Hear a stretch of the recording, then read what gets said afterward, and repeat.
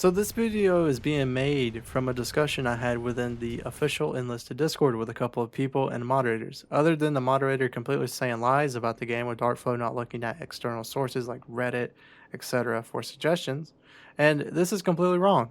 And the reason this is completely wrong is actually from a public source.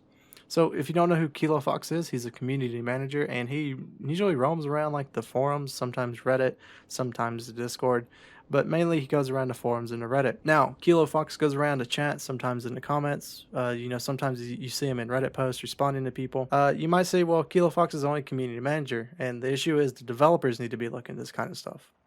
Well, the issue is for the developers is most of them don't know much English, and which means for the English side of Enlisted, suggestions, comments, concerns, etc. go through like a middleman first to either get translated or summed up for the developers. Now, you may say, well, if a developer knows English or Kilo Fox is around, why don't they chat much? 95% of the time, I would just have to assume this, they're just reading posts.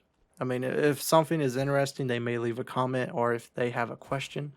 But once people realize these people are open book to conversations, you now have a fifth grade line of people who want to ask them questions, and sometimes it's really good questions and sometimes it's really bad questions, and it's a waste of their time. Now, being open with the community is a really good thing, and I think Darkflow is doing extremely well with that. But the thing is, once the community takes that too far, instead of using those people as a good resource for information, they go back into their cave and they don't come out often. And basically from all of this, the devs are listening to community. Community managers are sending in translations of bugs, forum posts, Reddit posts, even some YouTube videos are probably even being looked at by the developers of Darkflow. So now let's talk about the main topic of this video. I want to talk about balance within Enlisted. So with this video, I'm not going to be talking about particular balance between all the campaigns.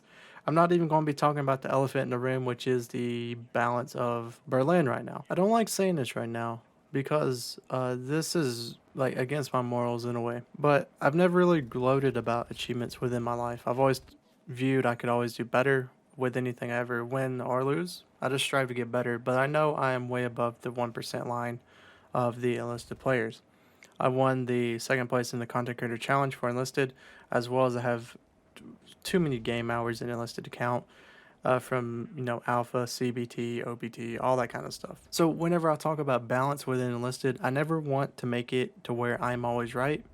It should never be like that. I've always believed in this one quote. I don't really remember who said it. It was probably some esports player, but if no one has said it, I take the prize of this quote. So the quote is the top 1% of players will suggest top 1% changes to the game. And what this means is players who are at the top echelons of the game will make changes that benefit them. Now, I know this because I've seen it within esports from other games, and as well as I've even made some changes myself or suggested some changes myself that would, benefit me more. I totally agree with this quote because I feel people are naturally biased towards whatever, makes them successful. People like being successful, people like winning. And whenever you have the top 1% making changes to the game, that completely just skews the rest of the players of the player base. So within Enlisted, we have this wonderful thing called statistics. So many people don't agree with statistics. They, think statistics are this bad, evil word, especially in War Thunder, where, they think, the stuff should be balanced on, its capabilities, all this kind of stuff.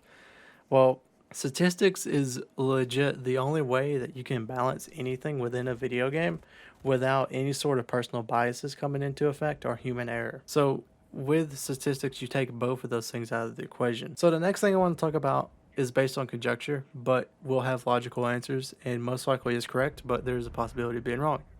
And that is the notation of Enlisted has been in development for 4 years, or Enlisted has had a year to balance the game. Yes, Enlisted has been in development for 4 years before OBT. With those 4 years, their goal was not to balance the game.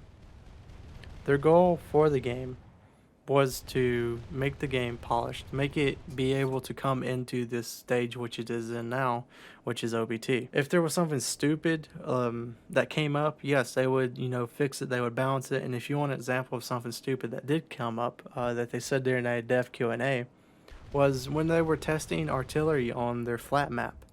It showed them that destruction or destructible environments might not be a good idea for the game. It's because artillery and other explosives were really powerful. Once something like that happens, then yes, they will change it for the better. But once again, during these 4 years of Enlisted, their goal was not to balance the game. Their goal was to put the game out and put it into a polished state where everyone can be able to try it during the open beta test, which we have now. Now we're going to talk about why during those 4 years, if they're able to get stats of players who were in the alpha and CBT, why could they not balance the game off of those statistics? So they did collect data during those 4 years, which they did because we got a very cool thing, and it was really a cool and stupid thing at the same time for the Battle of Moscow campaign, and you're seeing it on screen now, where they showed which side was actually doing better with win rates, statistics, everything you could think of. And Germany was definitely winning. So with them showing that data, we can already assume that data for balance point of view was irrelevant and pretty much useless whenever it comes to today.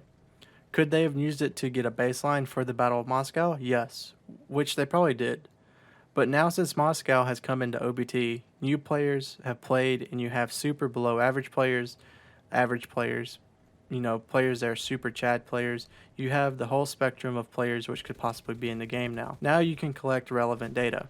You don't just have the top 10% of players who paid to get into the progression, or who paid to get into the alpha and the CBT of the game getting their data collected. Now you have everyone within the OBT setting. Now, let's use a real world example of, or a real game example of this.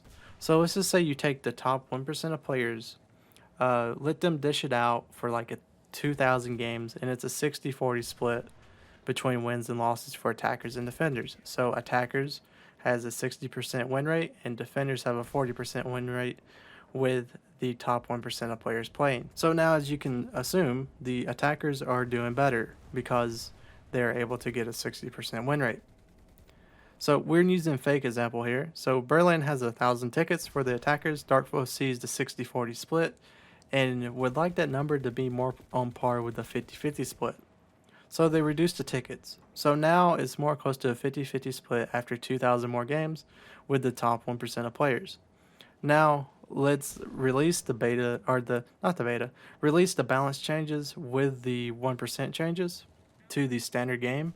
Now there's too little tickets for the average team, and now the split is a 40% for the attackers and a 60% for the defenders. You see how limiting your stats you collect can really mess up balance. And this is the reason why now in OBT, real world conditions matter a lot whenever it comes to balance. And this is an extreme example, it's more of just an example of showing you guys kind of what I'm talking about whenever it comes to, if you take stats from a certain time period, or you take stats from only certain players. So the last thing I want to say is time. And you may say, what does this mean? Well, Berlin has been out for 6 days at the recording of this video. 6 days to collect stats on win-loss, KD, which weapons are doing better, etc. 6 days might be enough for balance changes to come, but most likely it's not. I mean, the key is patience. With due time, Berlin will start receiving changes just like the other campaigns have already started to receive. Within change logs, where they change spawn times, change tickets, change, capture rates, all this kind of stuff. And slowly but surely, the campaigns will start to be more balanced. And one last thing I want to talk about is I want to say something, because I think a lot of people will consider this kind of content more of a shilling type of content. I want to say I really enjoy making this type of content. It's honestly probably my favorite stuff to make, because it's a learning experience for me. And hopefully other people don't let it sound like blah blah blah. And a lot of things in life have very complex questions to them. And I like to, kind of learn about it and see if I can come up with some sort of answer to it. I mean, if you have any questions, leave them in the comments. Any counter arguments, anything. I'm all open ears to, whatever people have to say. And if I'm wrong about something, I can learn from it. I mean, if you have experience about something that I don't, I mean, I've never been a game designer in my life. But what I have done with, some spare time that I've had is, listen to podcasts of, other game developers talk about their games. Learn about how game development works. Learn, how a lot of this stuff, goes around. And not just from, Gaijin's point of view. I've listened to wargaming. I've listened to, some mobile games. League of Legends even. The biggest thing I want to say is that like I'm not perfect is the best thing. So I hope everyone has a wonderful day, and I'll see you guys in the next video.